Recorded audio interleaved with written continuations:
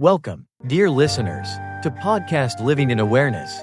In this quiet space, we return to the original teachings of the Buddha, listening and contemplating the Dhamma that leads to peace, wisdom, and liberation. Today, we will explore the teachings of the Buddha on right view, the very first factor of the Noble Eightfold Path, the foundation for all practice. If you find this podcast meaningful, please subscribe to Living in Awareness to accompany us in the upcoming episodes. You are also warmly invited to leave your questions or reflections in the comments, so that together we can share, exchange, and learn on the path of practice. The meaning of right view in the teachings. In the whole body of the Buddha's Dhamma, if there is a point regarded as the foundation, the beginning, the gateway leading into the path of practice that culminates in awakening and liberation, that point is right view, samma ditthi. Right view is not merely a correct opinion or a proper standpoint, but rather the direct seeing of things as they truly are. It is the vision of phenomena in accordance with their true nature, unclouded by wrong views, delusion, or ignorance. In the Noble Eightfold Path, the path of 8 factors that leads to the cessation of suffering, right view is placed at the very beginning. Without right view, all the other factors such as right intention, right speech, right action, right livelihood, right effort, right mindfulness, and right concentration cannot be firmly established. Right view is like the light that illuminates the way, like the opening of the eyes that allows the practitioner to walk the path correctly. The Buddha once said, right view comes first, then right intention, right speech, right action, right livelihood, right effort, right mindfulness, right concentration. This affirms that all practice must begin with correct understanding. If one starts from wrong view, and thus wrong thought, then no matter how much effort, mindfulness, or concentration is applied, the direction will still be mistaken, and the path will not lead to liberation. 1. The foundational role of right view. Right view is likened to the foundation of a house. If the foundation is not strong, the house will collapse. Likewise, on the path of liberation, if right view is not established, practitioners will easily fall into extremes, cling to wrong notions, or be led down paths that do not lead to nibbana. In the Samyukta Agama, the Buddha taught, if one has right view, then there will be right intention, if there is right intention, then right speech, if there is right speech, then right action, if there is right action, then right livelihood, if there is right livelihood, then right effort, if there is right effort, then right mindfulness, if there is right mindfulness, then right concentration, if there is right concentration, then right knowledge, if there is right knowledge, then right liberation. Here we clearly see a sequential causal relationship. It begins with right view and culminates in right liberation. 2. Right view and wrong view. While right view leads to wisdom, liberation, and nibbana, wrong view, miccha ditthi, leads only to suffering and continued samsara. Wrong view causes people to cling to self, to eternalism, to annihilationism, or to deny the law of cause and effect. These mistaken views are the very roots of cyclic existence. The Buddha repeatedly warned of the dangers of wrong view. In the Anguttara Nikaya, he declared that among all unwholesome states, wrong view is the gravest, for it pervades one's entire life, thoughts, actions, and future rebirths. It is like a person wandering in the forest without a compass or map. With eyes covered over, he will lose his way, face dangers, and never find the path home. Wrong view functions in the same way, causing beings to wander in the darkness of ignorance, straying farther from the light of liberation. 3. Right view as the eye of wisdom. In the scriptures, right view is referred to as the Dhamma eye, the eye of truth. When one has right view, one recognizes reality as impermanent, unsatisfactory, and not self. One understands that all arising depends upon conditions. One sees that suffering has a cause and that there is a path leading to its cessation. Right view is not blind faith, but knowledge grounded in wisdom, illuminated by mindfulness and meditation. It is a direct insight, not born of imagination or dogma. For this reason, the Buddha never demanded unquestioning belief in him, but rather encouraged his disciples to come and see ihaipasiko, to experience and verify for themselves. 4. The purpose of establishing right view. The purpose of establishing right view is not to engage in debates or to defend a philosophy. but to transform the very roots of suffering. For when one sees things as they truly are, there is no more clinging, no more attachment, and thus the mind is released. As stated in the Majjhima Nikaya, the Buddha said, "Bhikkhus, it is through not having right view that beings wander and transmigrate in samsara.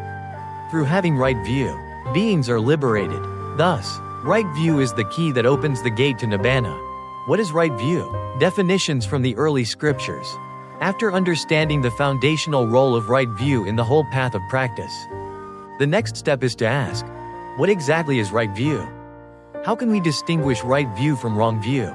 And how did the Blessed One define it in the early discourses? 1. The definition of right view in the scriptures.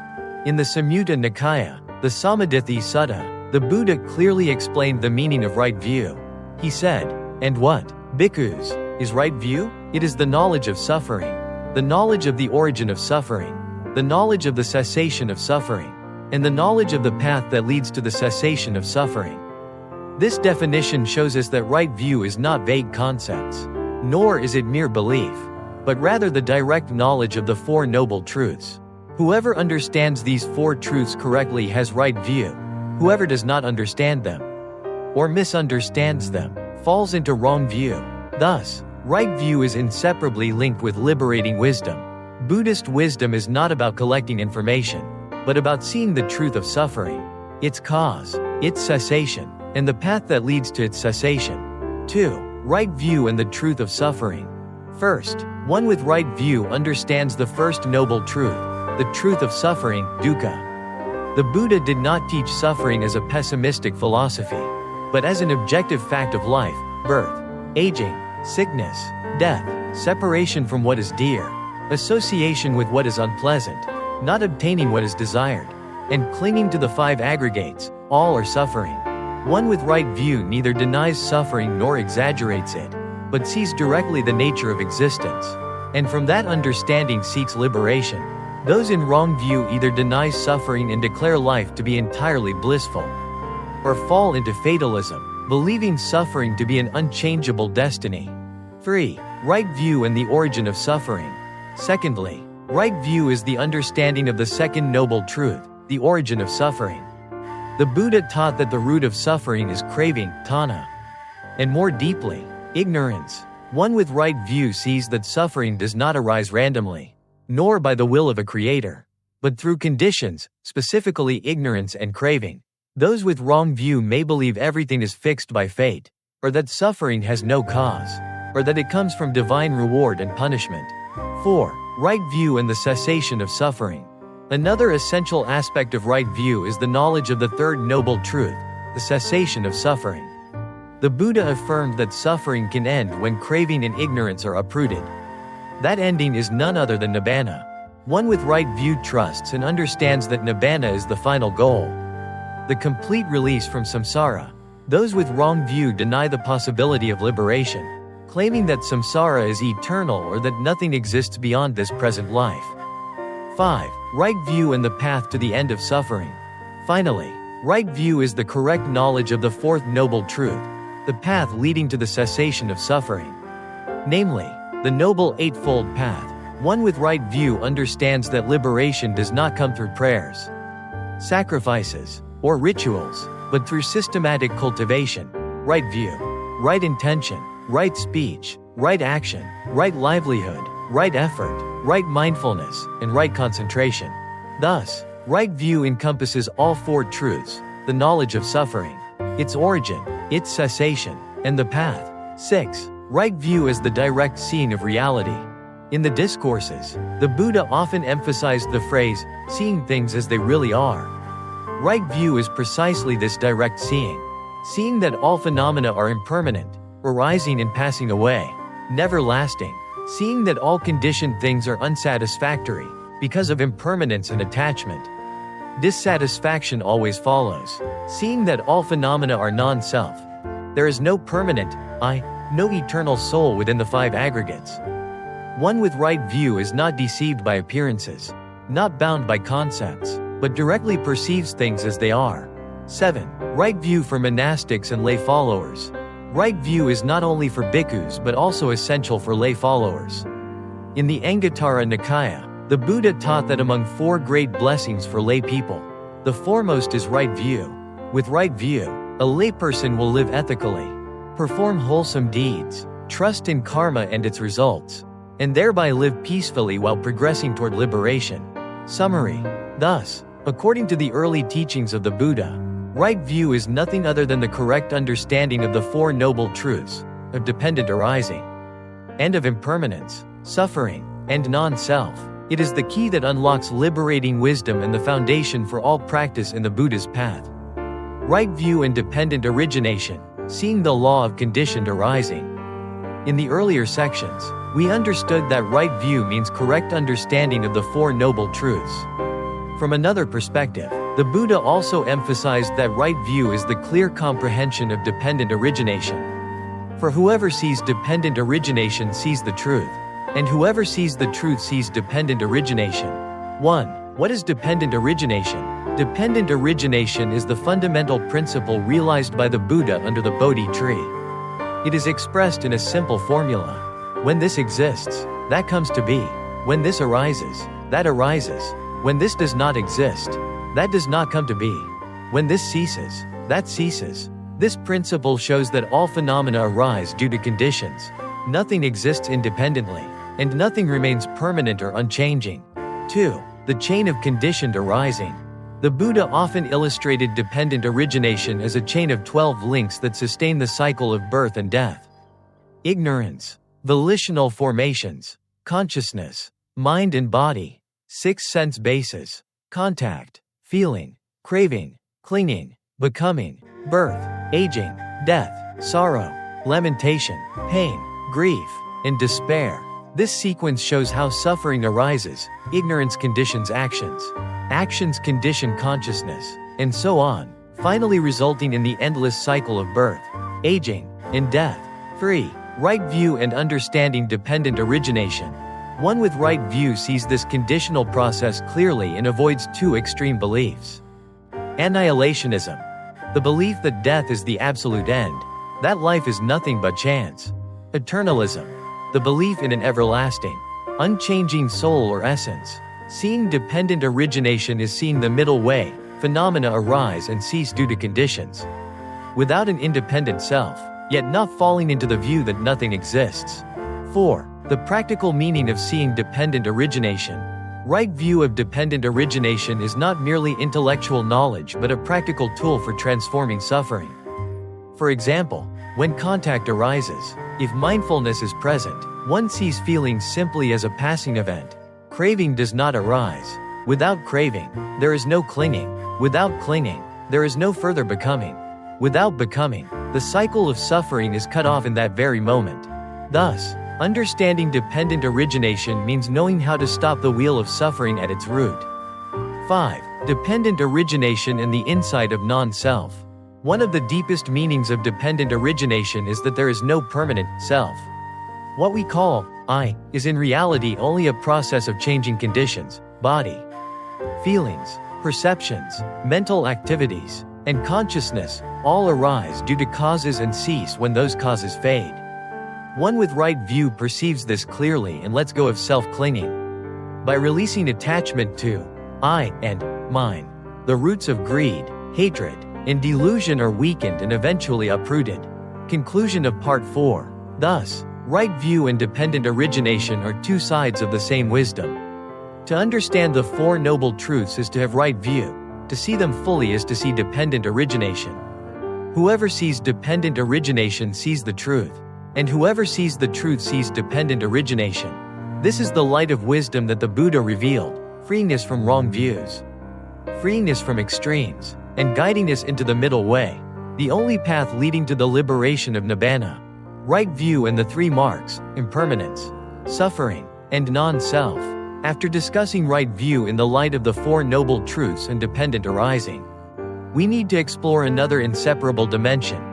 Right view is the clear seeing of the 3 universal characteristics of all existence, impermanence, suffering, and non-self.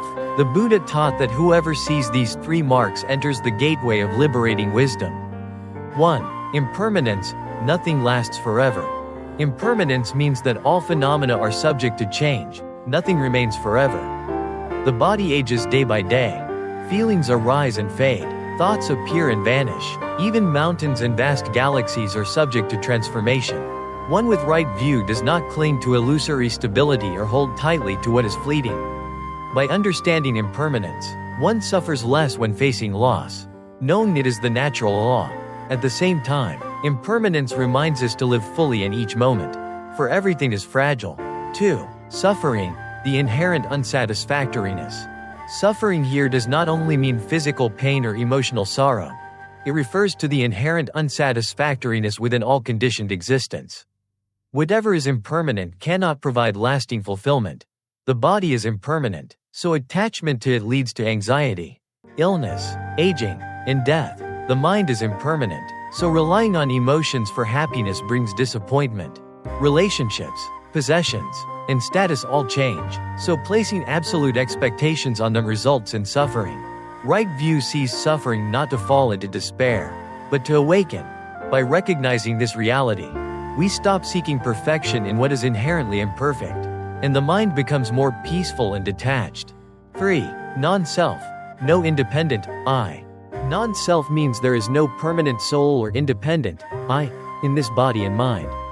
What we call self is only the combination of body, feelings, perceptions, mental activities, and consciousness, all of which arise due to conditions and cease when conditions change. When we do not see non-self, we cling to this body and mind as me and mine, leading to desire, anger, and fear. With right view, realizing there is no unchanging I here, we let go of clinging, and the mind becomes free and light. 4. Seeing the three marks is right view. The Buddha said, "Whoever sees impermanence also sees suffering. Whoever sees suffering also sees non-self. And whoever sees non-self is near to liberation." In other words, right view is the direct insight into the three marks of existence. Seeing impermanence, right pointing arrow, letting go of attachment. Seeing suffering, right pointing arrow, not seeking lasting happiness in what cannot provide it. Seeing non-self, right pointing arrow, uprooting desire, aversion, and ignorance. This is not mere intellectual understanding but direct seeing in every moment of life. When observing a blooming flower, a passing breath, or a rising emotion, one can recognize impermanence, suffering, and non-self in them. 5. Practical meaning of the three marks. Seeing the three marks brings tangible benefits. Facing loss, with impermanence understood, one accepts the passing of loved ones or changes in life with more serenity. Reducing craving, recognizing the unsatisfactory nature of things, one simplifies life and seeks less. Releasing ego clinging, understanding non-self, one is no longer bound by pride, vanity, or the urge to assert the I. Thus life becomes lighter, compassion grows, and wisdom shines clearer. Conclusion of Part 5. Right view and the three marks are inseparable. Without right view, one cannot see impermanence, suffering, and non-self, and conversely, whoever clearly perceives the three marks possesses right view. This insight dismantles the illusions of permanence, lasting satisfaction, and an independent self, opening the path of liberation as the Buddha taught. Right view and the middle way. In the previous sections, we saw that right view is connected to the Four Noble Truths, dependent arising, and the three marks of existence. Now, let us look at right view in the light of the middle way, the path that transcends the two extremes, leading to wisdom and liberation. 1. The two extremes to avoid. Without right view, human beings often fall into two extremes: indulgence in sensual pleasures, chasing after sense gratification, drowning in desire, seeking short-lived satisfaction. This path leads to suffering, bondage, and lack of freedom. Extreme asceticism, tormenting the body, believing that greater suffering brings one closer to truth. This too does not lead to wisdom, but only to exhaustion and delusion.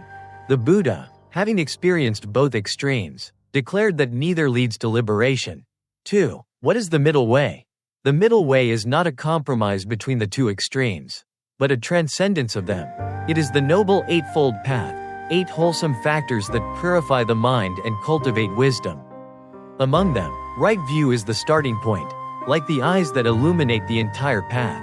Without right view, The other steps, right thought, right speech, right action, right livelihood, and so on, cannot function correctly. 3. How right view illuminates the middle way. One who has right view sees clearly. Sensual pleasures are impermanent and cannot be held onto. Harsh asceticism is not liberation, but another form of bondage. True liberation can only be realized through understanding the Four Noble Truths. Perceiving dependent arising, and living deeply with the three marks of existence. Right view helps us walk the middle way without leaning toward either extreme. 4. Practicing the middle way in daily life. The middle way is not merely a lofty philosophy, it has practical applications in everyday life. In work, give your best effort without excessive craving, yet without neglecting responsibility. In family life, love without possessiveness, care without entanglement. In spiritual practice, be diligent without strain, relaxed without negligence. Right view helps us maintain balance, so that every action harmonizes with the path of liberation. 5. The middle way leads to wisdom and compassion. When living in the middle way, the mind is not dragged toward pleasure nor trapped in self-mortification. It becomes clear, balanced, and open. From this clarity, wisdom arises, compassion deepens, and the path of liberation gradually unfolds. Conclusion of Part 6. Right view and the middle way are intimately connected. Like the lamp and the road, right view is the light, the middle way is the path. With light, we see the path. By walking the path, the light grows brighter. The middle way is the practical path to freedom from extremes and delusion. The path leading to peace and liberation, the very way the Buddha discovered and entrusted to humanity. Right view, the light of liberation. From beginning to end, we have explored many dimensions of right view, understanding the Four Noble Truths, realizing dependent arising, directly perceiving the three marks of existence, and walking the middle way. All of these point to one essence. Right view is the foundation, the gateway to wisdom and liberation. Without right view, the path of practice becomes obscure, easily falling into wrong views, extremes, and delusion. But with right view, every step is steady, every action is clear, and every breath becomes an opportunity for contemplation and awareness. Right view is not merely theory or philosophy, it is a direct experience in each moment of life. When we see impermanence, we loosen our grasping. When we see suffering, we let go of illusions. When we see non-self, we live with freedom and compassion. When we understand cause and effect, we act rightly, planting wholesome seeds to harvest wholesome results. In the light of right view, suffering is no longer destiny but becomes a teacher. Impermanence is no longer a threat but a reminder to live fully. Non-self is no longer frightening but the gateway to true freedom. Right view is the eyes, the lamp, the light. With right view, we see the path. By walking the path, we draw closer to peace, freedom, and liberation, the very destination the Buddha pointed out. May all of us, in our daily lives, nurture right view, so that each step is mindful, each word is compassionate, and each thought is a seed of wisdom. Dear friends, we will pause our sharing here today. If what was presented in this podcast has brought you some peace, clarity, or inspiration for your practice, please subscribe to the channel, Podcast Living in Awareness, to continue walking together with us in the upcoming episodes. By subscribing, you will not miss teachings on the Dharma, reflections on mindfulness practice, and heartfelt sharings rooted in the spirit of early Buddhism. We also warmly invite your questions, thoughts, and personal experiences. Please feel free to leave a comment below. Your sharing is not only encouragement but also valuable material to nurture future talks. May you always live in awareness, each day a peaceful step on the path of right view, right thought, and the Noble Eightfold Path. See you again in the next podcast.